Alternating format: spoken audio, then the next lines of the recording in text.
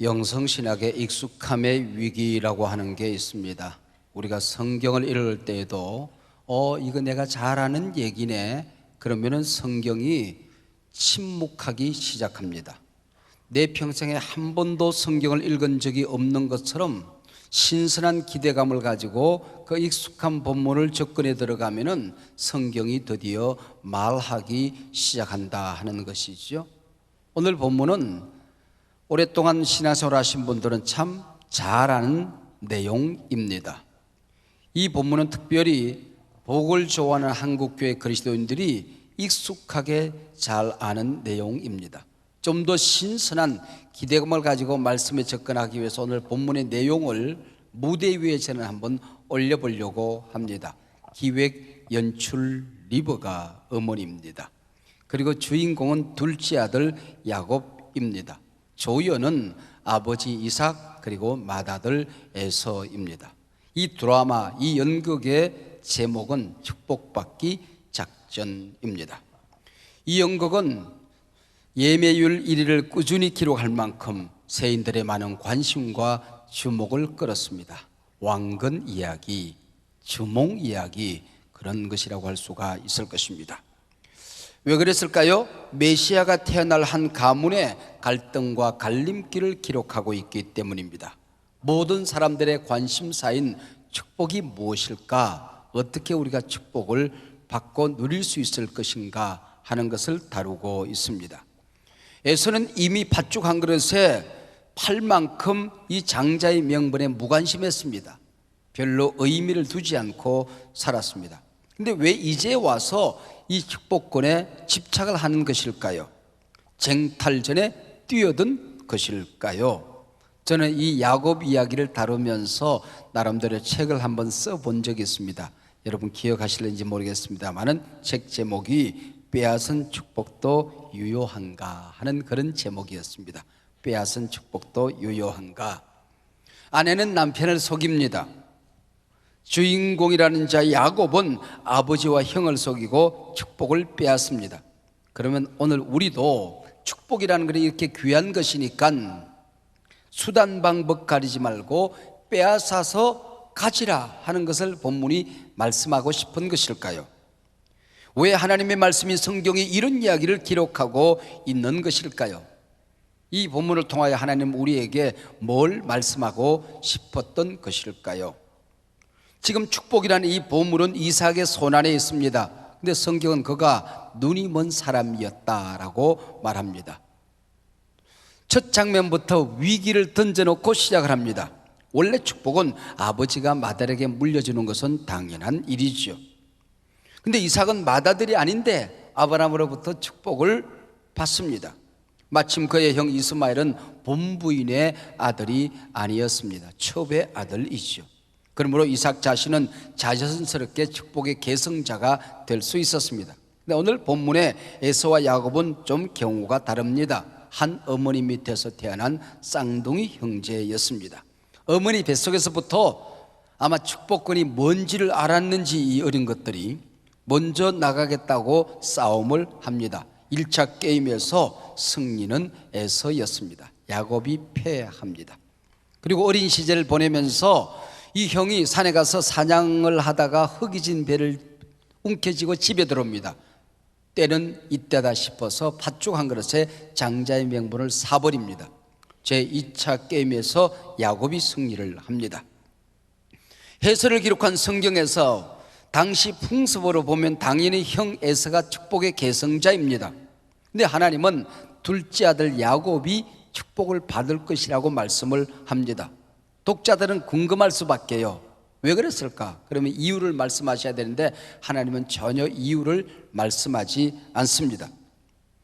그래서 아버지 이삭은 당연히 맏아들 에서에게 축복하려고 합니다. 근데 어머니 리베가는 무슨 소리? 하나님의 뜻대로 하나님의 계획대로 둘째 아들이 복을 받아야지 라고 생각을 하는 겁니다. 이때 해설자가 등장해서 말합니다. 이삭 아버지가 틀렸다.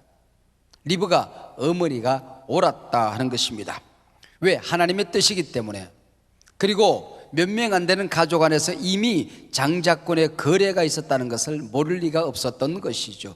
이미 장자권은 축복권은 둘째 아들에게 넘어갔다는 사실을 어머니는 알고 있었던 것 같습니다. 이런 와중에 주인공 야곱은 위기를 맞게 되는 것입니다. 축복이란 보물을 바로 어인을 손에 쥐고 있는 사람은 아버지 이삭이었습니다. 근데 이 아버지 이삭은 형 에서를 편애합니다. 편애하는 이유가 참 재미있습니다. 우스꽝스럽습니다. 에서는 사냥꾼이라 산에 가서 사냥을 해서 요리해온 그 요리를 좋아하기 때문이다, 그렇게 말합니다. 이 아버지가 좋아하는 요리의 이름이 별미라고 성경은 기록합니다. 이때 해설자가 등장합니다. 이삭의 생각 잘못이다. 뭐가 잘못이가? 첫 번째, 축복의 시기가 잘못됐다고 하는 것이, 타이밍이 잘못됐다고 하는 것이죠. 이 축복 예식은 임금의 선의와도 같은 것입니다. 죽음을 앞두고 사랑하는 자식 맏아들에게 축복을 하는 것입니다. 근데 이삭은 이 게임, 이 사건이 있은 후에 자그마치 40년이나 더 살다가 하나님 앞으로 갑니다. 자신의 마지막을 알았다고 할지라도 몰랐다고 할지라도 이건 문제입니다. 자, 축복의 방식이 잘못되었습니다. 온 가족이 예배를 하고 제사를 드리고 공개적으로 당당하게 축복을 해야 되는데, 지금 밀실에서 아버지 이삭과 맏아들 에서가 둘이서 고기 먹고 축복을 하겠다는 것입니다. 이 생각이 얼마나 인간적인가를 말씀하기 위해서 창세기 27장 문이 열려지면 처음부터 27장 1절, 2절, 3절에 보면은 나라는 말, 나를 위하여, 내가 즐기는 등등 7번이나 반복적으로 기록하고 있습니다. 철저히 인간적, 자기중심적, 인본주의적 생각이었다고 하는 것이죠. 해설자인 성경은 이삭이 눈이 어두웠다고 말합니다. 이것은 단순히 육신의 눈만 어두운 것이 아니라 영적인 눈이 어두웠다는 것을 우리에게 말씀하고 있는 것이지요. 지금 이삭의 판단, 행동, 하나님의 뜻과는 다른 것이다, 눈먼 행동이다. 바로 성경은 그렇게 해석을 해 줍니다. 바로 이 위기의 순간 축복이라는 보물을 지키겠다고 나서는 인물이 있었으니 바로 어머니 리브가였던 것이었다. 리브가가 드디어 등장을 합니다. 그러나 지킬 만한 힘도 권세도 없었습니다. 궁여지책으로 찾은 꾀가 남편을 속이기로 결단하는 것입니다. 우리가 드라마나 연극이나 영화를 보면 주인공은 착한 목적을 위해서 착한 방법을 씁니다. 그러나 이 악당들은, 악역을 맡은 사람들은 나쁜 목적을 위해서 나쁜 방법을 쓰지요. 관객은 지금 깊은 고민에 빠질 수밖에 없습니다. 남편을 속이고 축복을 빼앗기로 할 리브가의 이 결단이 옳은 결정이었을까 하는 것이죠. 해설자인 성경 아무런 이유도 설명도 없습니다. 그러면서도 리브가의 편을 계속 들고 있습니다. 자, 그 설명을 우리가 추적해 볼 필요가 있습니다. 에서는 이미 축복권, 장자권을 소홀히 여겨서 팔아버렸습니다. 왜 이 사건을 기록하는 것일까요? 리브가의 이 결단이 정당하고 옳았다는 것을 말씀하고 싶었던 것이죠. 이삭은 눈이 어두웠다고 기록합니다. 그러면서 리브가는 방 안에서 남편과 아들이 둘이서 속삭속삭 주고받는 얘기를 부엌에서 들을 수 있을 만큼 귀가 밝았다고 얘기합니다. 이삭은 영적으로 분별력이 없는데 바로 이 리브가는 분별력이 있었다는 것을 이런 식으로 설명을 하는 것입니다. 자, 이삭은 아들이 사냥해온 고기 먹고 축복을 하겠다는 것입니다. 모든 판단이 잘못된 것이죠. 그래서 리브가는 영적인 여인이요, 바로 이삭은 육적인 사람이었다 하는 것을 계속적으로 설명하고 있습니다. 창세기 27장이 계속 전개되어지다가 7절에 와서 리브가는 이삭이 에서에게 해준 말을 어머니가 듣고 둘째 아들 야곱에게 그것을 전달합니다. 그런데 정작 아버지가 아들에게 하지 않은 말 한마디를 첨가합니다. 근데 그 말이 굉장히 중요한 것입니다. 여호와 앞에서 하는 말입니다. 은필칭 코람데오, 하나님 앞에서라고 하는 이 말입니다. 무슨 얘기일까요? 축복이라고 하는 것은 원래 하나님 앞에서 행하는 것이다. 하나님의 뜻대로 하는 것이다. 여호와 앞에서 코람데오의 예식이라고 하는 거죠. 여호와 앞에서 이 엄청난 예식, 하나님의 뜻과 다르게 진행되어진다고 하면 어떤 방법을 동원해서라도 막아내야 된다. 온몸으로 막아야 된다. 그리고 목숨을 걸고서라도 막아야 된다. 이게 리브가의 결단이었습니다. 이 드라마 속에서 독자들은, 그리고 관객들은 놓치지 말아야 될 중요한 대사 한마디가 또 나옵니다. 27장 계속 읽어 내려가다 보면 13절에 와서 아들아 너의 저주는 내게로 돌리라 하는 말입니다. 너의 저주는 내게 돌리라. 이게 어떤 말인고 하니, 이삭에게 아버지의 이야기를 전해주면서 네가 고기 요리해서 엄마가 들려줄 테니까 들어가서 아빠 축복을 네가 받아내야 된다는 겁니다. 그때 야곱이 말합니다. 엄마, 내가 축복받겠다고 들어갔다가 축복은 고사하고 저주를 받으면 어떡해?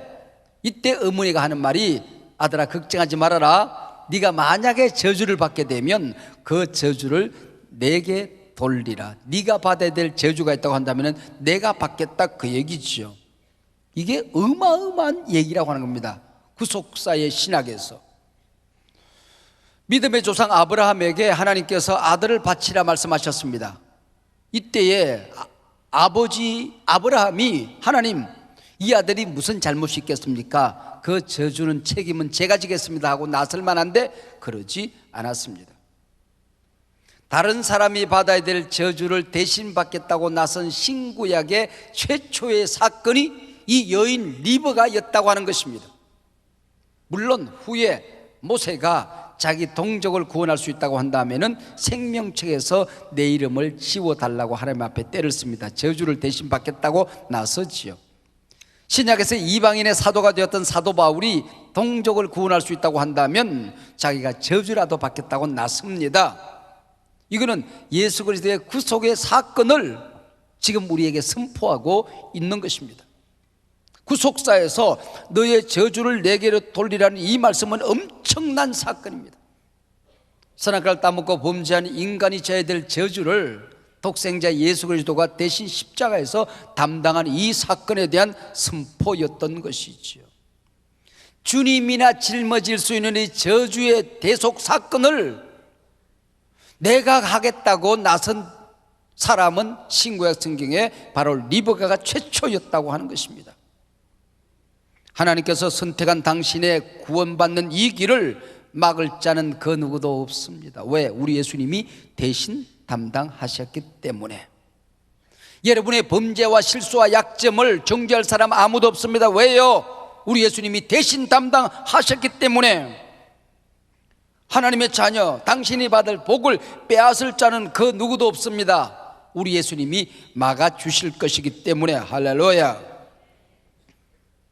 이 사건이 이만큼 중요한 사건이라면 이 드라마를 보는 관객이나 이 성경을 읽는 독자들 또 질문을 합니다. 리브가가 왜 속임수라고 하는 잘못된 방법을 선택할 수밖에 없었을까?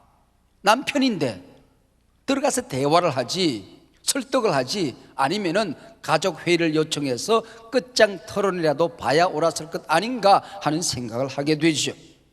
이 질문에 대해서 해설자가 우리에게 귀뜸을 해줍니다. 첫 번째 귀뜸이에요. 수천 년 전에 일어난 사건이다.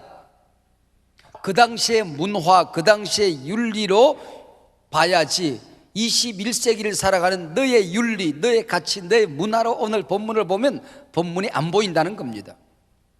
그리고 본문이 말하고자 하는 핵심이 무엇인가를 추적해 들어가야 성경이 말씀하기 시작하지, 성경에 관심 밖에 있는 엉뚱한 주제를 가지고 자꾸 질문을 던지면 질문 자체가 잘못될 수 있다고 하는 것입니다. 당시 족장은 절대 권력을 가진 임금이었습니다. 그 어떤 아내라고 할지라도 이 족장의 결단을 막을 수는 없는 겁니다. 대화 상대가 아니었습니다. 설득의 조건이 아니었다고 하는 것이죠. 그래서 리브가가 할 수 있는 마지막 행동은 이것뿐이었습니다. 내가 저주를 받겠다, 내가 죽겠다, 목숨을 걸고라도 하나님의 계획을 이루어드려야 되겠다고 하는 것입니다. 리브가는 하나님이 계획하신 일이라고 한다면, 하나님의 뜻이라고 한다면 우리 인간의 어떤 잘못에도 불구하고 그 뜻은 이루어진다고 하는 믿음이었습니다.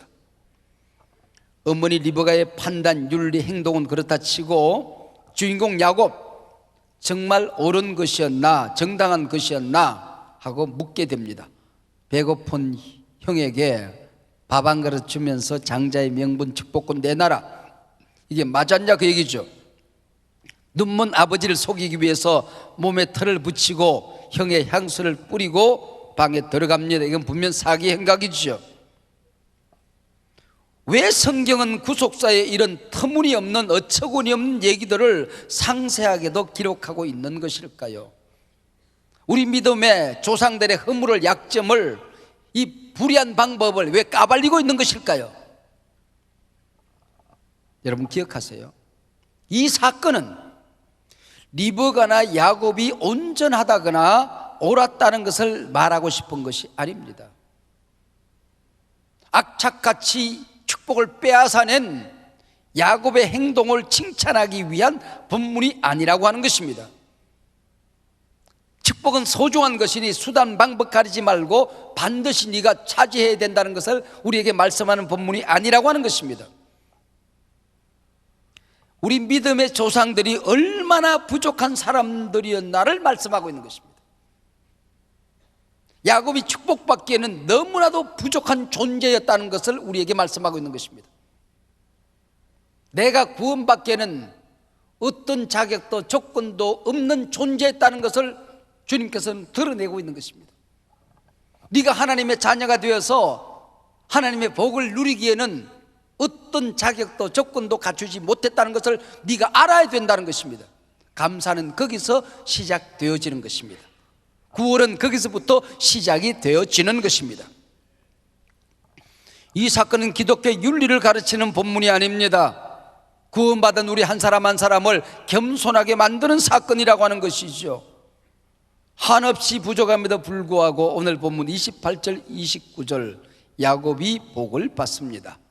오늘 본문 28절을 우리가 한 목소리로 같이 읽어보도록 하겠습니다. 자, 같이 읽겠습니다. 시작. 하나님은 하늘의 이슬과 땅의 기름짐이며 풍성한 곡식과 포도주를 내게 주시기를 원하노라. 네가 땅의 주인이라는 겁니다. 구원받았다는 것은 단순히 잘 먹고 잘 사는 존재가 아니라 네가 땅의 주인이 되어서 살 것이라는 것입니다. 우리 그리스도인들에게 하나님의 온갖 관심과 시선은 모아져 있습니다. 상처난 이 시대, 아파하고 비틀거리는 우리 사회, 병들어 신음하는 우리 공동체들, 하나님의 자녀들이 어떻게 사느냐에 따라서 복이 되고 저주가 될 것이라는 것입니다. 네가 기름진 복을 하늘과 땅으로부터 받아서 이 세상을 치료하는 이 세상의 주인공이 되라는 것입니다. 이어지는 29절 같이 읽겠습니다. 만민이 시작. 만민이 너를 섬기고 열국이 내게 굴복하리니 네가 형제들의 주가 되고 내 어머니의 아들들이 내게 굴복하며 너를 저주하는 자는 저주를 받고 너를 축복하는 자는 복을 받기를 원하노라. 아브라함의 복이 내게 이어지는 복이죠. 구원사가 너를 통해서 흘러가리라고 하는 것입니다. 아브라함도 이삭도 야곱도 리브가도 이 유영모도 여러분 한 분 한 분도 흠 많고 실수 많은 사람이지요. 약점 많고 죄 많은 사람들이지요. 구원받기에는 무자격자들임에 분명합니다. 그러나 하나님은 우리를 버리시지 않습니다. 한 번 택한 자를 반드시 지켜내십니다. 실수해도 포기하지 않습니다. 쓰러지고 넘어져도 폐기처분하지 않습니다. 목사로서 살아가기에는 부족한 점이 너무 많아서 가슴을 쳐야 할 때가 있죠. 장로가 되어서 책임을 감당하고 싶지만은 무거워서 문득문득 던지고 싶을 때도 있죠. 권사로서 살아간다는 것이 이렇게 부끄러울 때도 있고, 집사가 되어서 살아간다고 하는 것이 내가 왜 이 모양 이 꼴밖에 안 되었을까, 내가 나를 봐도 못마땅할 때가 있죠. 그러나 하나님은 여러분을 사랑하십니다. 여러분을 지키십니다. 여러분과 함께 하십니다. 이삭이 야곱을 축복하고 야곱이 방을 떠나자 30절 후반절에 곧 immediately 그의 형 에서가 사냥해서 돌아온지라. 대문으로 나가자마자 뒷문으로 곧 형이 돌아온지라. 이게 한 끗 차이입니다. 여러분, 축복 저주 한 끗 차이더라고요. 구원과 멸망, 예수가 믿어지느냐 안 믿어지느냐, 예수를 그리스도로 영접했느냐, 하나님 아버지로 모셨느냐, 그냥 교회만 다니느냐, 한 끗 차이라는 겁니다. 한순간 차이라는 겁니다. 31절에 보면 에서는 아버지가 좋아하는 별미 요리를 만듭니다. 그리고 구수한 맛있는 냄새를 풍기면서 아버지 방에 들어가요. 아버지, 제가 왔습니다. 마음껏 드시고 마음껏 축복해 주세요. 그때 33절 이삭이 크게 떨었더라. 이삭이 크게 떨었더라. 이 말은 야곱에게 소확해 억울하고 분해서 떨었다는 얘기가 아닙니다. 하나님에 대한 경외감을 의미하는, 하나님을 향한 두려움을 표현하는 단어를 쓰고 있습니다. 아, 하나님의 뜻은 이루어지는구나. 역사의 주인은 나구나. 내가 손 얹으면 축복이 되는 줄 알았는데 축복의 주인은 하나님이시구나. 하나님이 선택한 자를 축복하시는구나. 하나님이 저주한 자를 저주하시는구나. 하나님이 막을 때 막으시고 길릴 때 길리시고 모든 것 하나님의 손 안에 있구나. 두려웠다는 거예요. 두려웠다는 거예요. 에서는 야곱이 자신이 받아야 될 축복을 가로챘다는 사실을 알고 통곡합니다. 그 통곡의 내용이 38절에 기록되어져 있습니다. 자, 다 같이 읽겠습니다. 시작. 에서가 아버지에게 이르되 내 아버지여, 아버지가 빌복이 이 하나뿐이리이까 내 아버지여 내게 축복하소서, 내게도 그리하소서 하고 소리 높여 우니 응응응 흑흑흑. 여러분 성경에 그게 없습니까? 이 드라마의 이 연극의 해설자는 그렇게 에서의 질문에 대답을 합니다. 그렇다. 축복은 하나다. 은혜는 하나다. 구원은 one way Jesus. 오직 예수 그리스도 한 분밖에 없다. 너가 구원받는 길은 아브라함과 이삭과 야곱의 집에서 메시아가 태어나는 길밖에 없다. 네 안에 예수 그리스도가 다시 거듭나 살아나는 길밖에 없다. 이것이 거듭남, 이것이 바로 구원의 길이니라 말씀하고 있습니다. 구원의 길, 영적 가치, 성경적 가치를 소홀히 여긴 죄의 대가가 얼마나 큰 것인가 만세에 전하고 싶은 것이 성경 저자의 목적입니다. 구원받은 가치관만 영원히 남는다. 하나님 나라 위에서 상급만 남는다. 하나님께서 너를 구원해 준 구원의 도리를 잘 지켜라, 잘 전해라. 이거 붙들고 살아라. 세상 엉뚱한 거, 썩은 동아줄 같은 거 붙들고 살지 말아라. 하나님 붙들고 살아라. 하나님의 뜻대로 살아라. 이것을 우리에게 말씀하고 싶은 것이 오늘 본문의 내용이지요. 여러분, 구원의 그늘로, 십자가 그늘로 돌아오시기를 바랍니다. 이제 이삭처럼 내 계획대로 살려고 하지 말고 두 손 들고 항복하고 나오시기를 바랍니다. 전부여 의지 없어서 손 들고 옵니다. 주 나를 박대하시면 나 어디 가리까. 내 죄를 씻기 위하여 피 흘려 주시니 곧 회개하는 마음으로 주 앞에 옵니다.